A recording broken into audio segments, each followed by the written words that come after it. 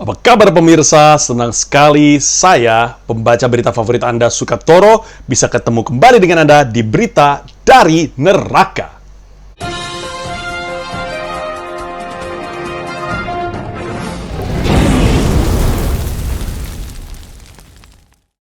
Seperti biasa, saya akan membacakan berita-berita yang terjadi di Indonesia dari tempat saya tinggal, Neraka.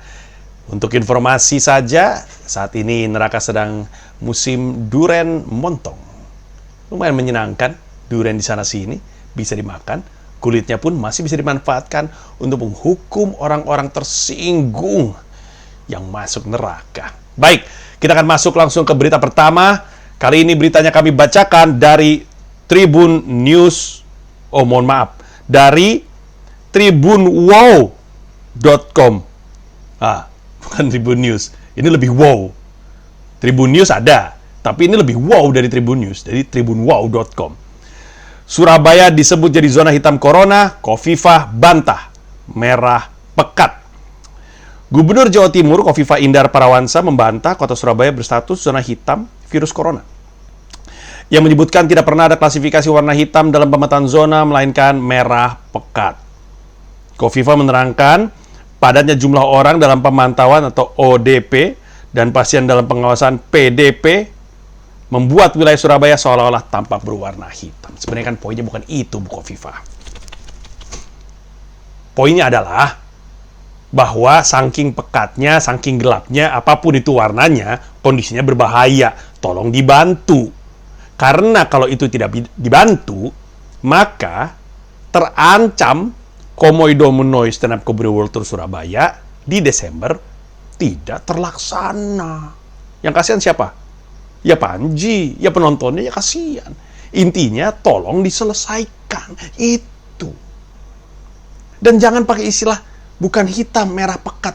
Hitam itu setidaknya jelas itu warna. Ya mungkin bukan warna hitam dan putih ya, tapi ada. Ada, black, hitam tuh ada. Merah pekat itu tidak ada. Di antara nama-nama warna merah pekat, nggak ada. Nih saya bacakan ya Bu. Ada cherry red, rose red, jam red, merlot red, crimson, ruby, scarlet, nggak ada. Merah pekat nih yang dalam bahasa Indonesia nih. Merah komputer, apa pula itu? Merah muda salmon, merah muda karang laut, merah salmon, merah pigmen, merah karat, nggak ada. Nggak ada merah.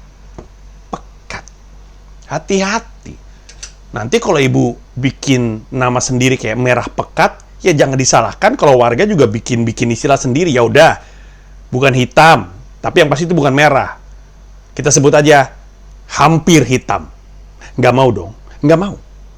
Lagi pula itu akan menyebabkan kebingungan. Apa tuh maksudnya merah pekat itu apa? Bingung orang. Sama kayak kebingungan orang ketika ditanya, ini merahnya merah Liverpool atau merah Manchester United nih? Loh emang apa bedanya? Oh beda. Di mana bedanya? Bedanya Liverpool sama Manchester? Liverpool juara. Manchester United cuan-core. Nasibnya kasihan bener. Kasihan. Ger.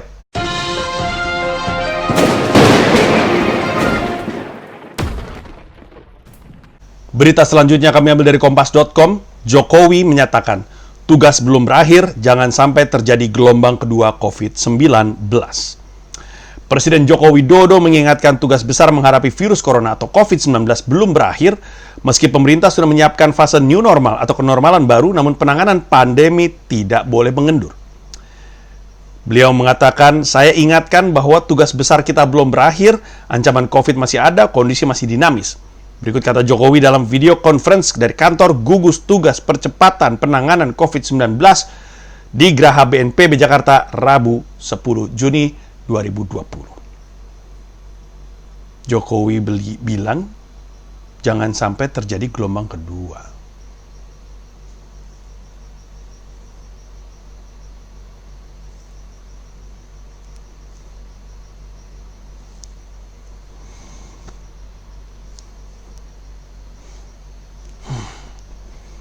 Kayaknya, Pak Jokowi, kita ini harusnya bukan waspada kepada gelombang kedua. Mungkin kita harusnya waspada kepada Menhub. Loh, kalau misalnya kita disuruh hati-hati sama gelombang kedua, Kan asumsinya kan kita lebih berhati-hati ya, mengencangkan kewaspadaan. Lah kenapa jadi aturan batas 50% penumpang kendaraan umum dan pribadi dihapus? Ya makin banyak dong yang masuk. Makin besar kemungkinannya. Makin terjadi gelombang kedua. Apa yang terjadi nih? Hanya dua kemungkinan pemirsa. Antara Pak Jokowi dan Pak Menhub tidak ada komunikasi. Mungkin WhatsApp-nya cuma satu centang. Mungkin dua centang, tapi nggak dibalas. Mungkin dua centang biru dibaca, tapi tidak disikapi. Sedih sekali. Atau mungkin juga Pak Jokowi tahu, tapi ini kan aneh. Pak Jokowi baru bilang, hati-hati ya, jangan gelombang kedua. Tapi Pak Jokowi juga bilang, 50% aturan batas pengisi kendaraan umum dihapuskan. Ini aneh, tidak masuk akal. Ibaratnya ada keluarga camping di hutan. Bapaknya bilang, hati-hati ya, di luar banyak serigala liar. Iya, kata anak-anaknya. Lalu bapaknya kemudian bilang, tidur di luar tenda ya. Hah? Kok bisa? Tadi kata bapak, di luar banyak serigala. Iya betul. Tapi terus kami disuruh tidur di luar. Iya betul. Bapak udah gak sayang kami ya?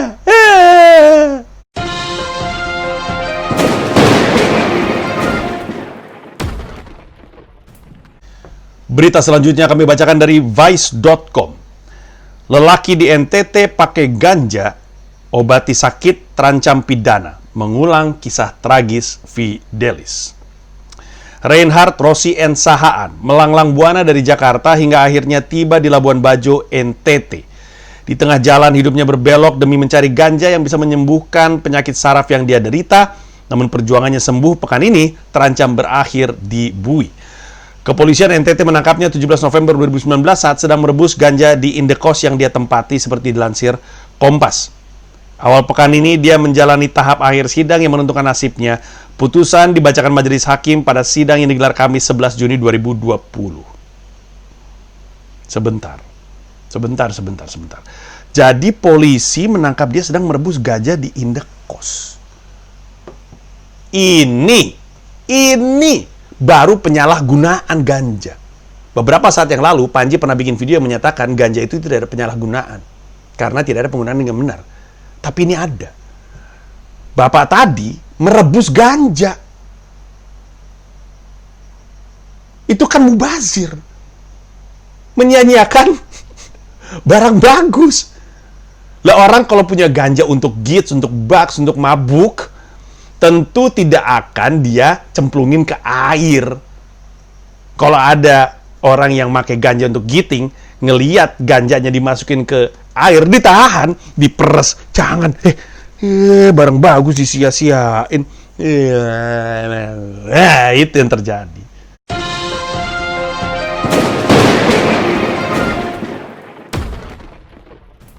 Pemirsa, sebelum kita tutup berita dari neraka, kami akan masuk ke segmen favorit Anda. Ini dia, editorial dari neraka.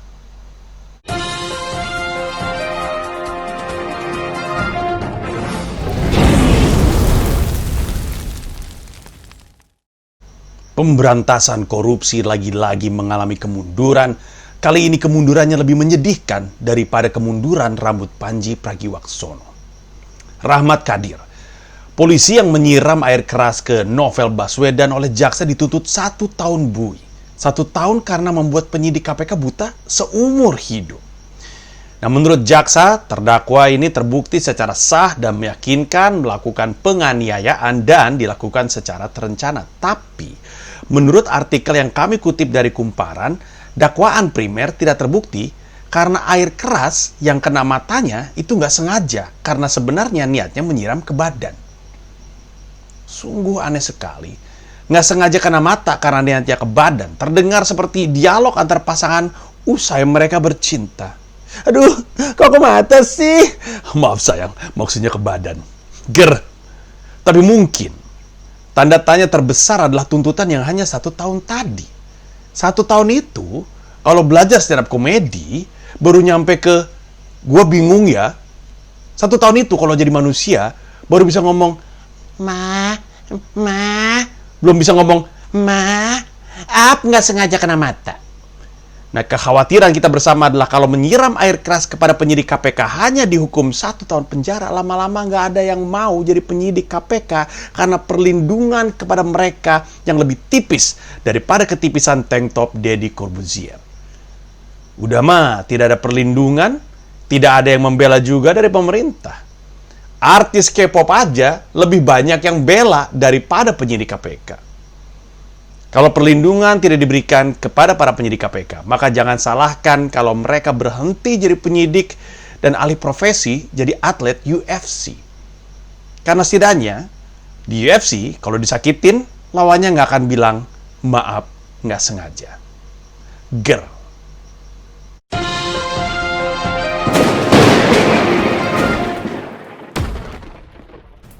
Baik, dengan berakhirnya editorial dari neraka, maka berakhir pula berita dari neraka. Terima kasih, saya Sukantoro pamit. Sampai bertemu di berita dari neraka episode berikutnya.